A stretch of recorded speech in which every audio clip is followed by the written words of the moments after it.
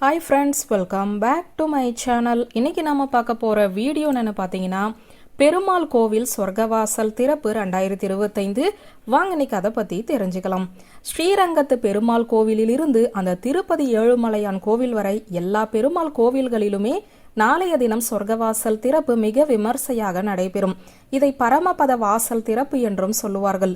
10/1/2025 அதிகாலை 4 மணி அளவில் பெரும்பாலும் எல்லா பெருமாள் கோவிலிலுமே சொர்க்கவாசலானது திறக்கப்படும்.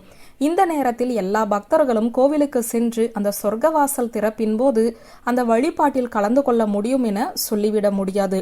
எல்லோருக்கும் பெருமாளின் பின்பு சென்று சொர்க்கவாசல் வழியாக நுழையும் பாக்கியம் கிடைத்து விடாது. அதற்காக சொர்க்கவாசல் திறக்கும் போது பெருமாள் கோவிலில் இல்லாத பக்தர்கள் புண்ணியம் செய்யவில்லை என்பது அர்த்தம் கிடையாது. யார் யாருக்கு என்னென்ன கொடுப்பினை இருக்கிறதோ அது மட்டும் தான் கிடைக்கும்.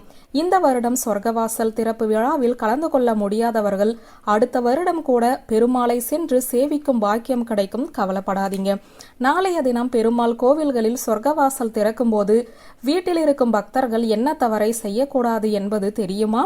பெருமாள் கோவிலில் வைகுண்ட ஏகாதசி திதி என்று சொர்க்கவாசல் திறக்கும் போது வீட்டில் நாம் இருந்தாலும் உறங்கக்கூடாது.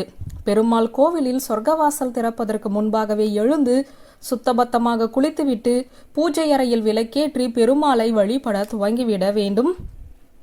சொர்க்கவாசல் திறப்பு இப்போது நாம் எல்லோருமே காண்பதற்கு சௌகரியமாக டிவியிலேயே நேரலையாக கூட ஒளிபரப்பப்படுகிறது.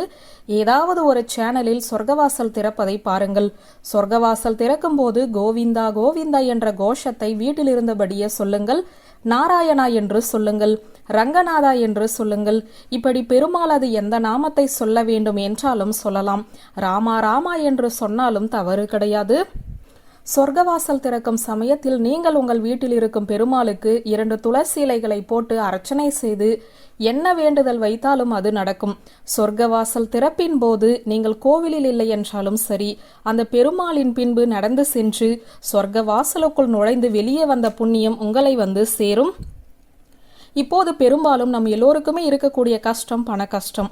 பொருளாதார ரீதியாக நிறைய பேர் பாதிக்கப்பட்டு இருக்கிறார்கள். கடன் சுமையால் பாதிக்கப்பட்டு இருக்கிறார்கள். அவர்கள் எல்லாம் இந்த சொர்க்கவாசல் திறப்பை தொலைக்காட்சி பெட்டியின் மூலம் பார்த்து கொண்டே அந்த நாராயணனின் நாமத்தை உச்சரித்து கொண்டே ஒரு பச்சை நிற துணியில் ஒரு துண்டு பச்சை கற்பூரம், ஒரு துளசி இலை, 2 ஏலக்காய்களை வைத்து முடிச்சு போட்டு பெருமாளுடைய பாதத்தில் வைத்தெடுத்து என்னுடைய பண கஷ்டம் எல்லாம் தீர வேண்டும் என்று இந்த முடிச்சை பணப்பெட்டியில் வைத்தால் உங்களுடைய கஷ்டம் எல்லாம் தீரும். முடிந்தால் நாளை விடிந்த பிறகும் கூட வீட்டு பக்கத்தில் இருக்கும் பெருமாள் கோவிலில் சொர்க்கவாசல் திறந்துதான் இருக்கும். நாளை எந்த நேரத்தில் வேண்டுமென்றாலும் நீங்கள் அந்த பெருமாள் கோவிலுக்கு சென்று சொர்க்கவாசல் வழியாக நுழைந்து பெருமாளை சேவித்து விட்டு வரலாம். அந்த சமயத்தில் பெருமாள் பாதத்தில் இருந்து 2 துளசி இலைகளை வீட்டிற்கு கொண்டு வாருங்கள்.